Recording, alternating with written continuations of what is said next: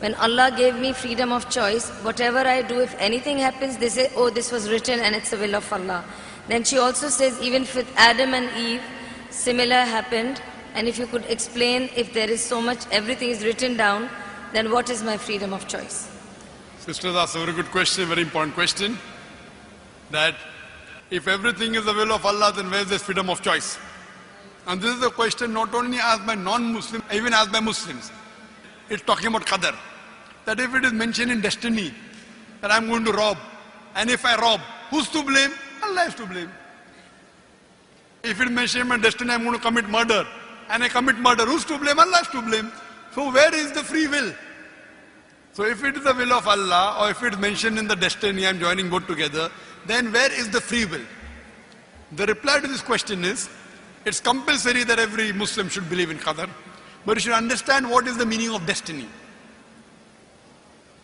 For example, if suppose in a classroom, there are 100 students, and when the teacher teaches the students in the classroom at the end of the year, before the examination, the teacher predicts that this student, he will come out first class first. This student, he'll get second class. This student, he will fail. The teacher predicts why? He knows that this student is very studious, always does homework, does extra studies. This average student, second class. That student, goes for movies, doesn't do homework, misses the class, predicts that that student will fail. Now once the examination takes place, after the results come out, this student gets first class first, this student gets second class, that student fails. I am asking you a question. Can the student who has failed, can he blame the teacher that because we have predicted I will fail, I have failed? Who's to blame? The student or the teacher? Who's to blame, the student or the teacher? The student. The teacher predicted. Who's to blame the student? He did not study, he did not do his homework, he used to go for extra movies. So similarly, Allah subhanahu wa ta'ala has given the human being the free will. Allah has told you what is right, what is wrong, but the choice is yours. For example, if you come at a crossroad, there are 4 roads, A, B, C, D. You can choose any. You choose road C. So Allah knows in advance that when you come at crossroad, you will choose road C. So Allah writes, when the person comes at the crossroad, he will choose road C. So it is not because Allah is writing that you are choosing, because you will be choosing, Allah is writing. It is not because Allah is writing that you are choosing road C. It is because you will be choosing road C. Allah is ilm-e-ghaib.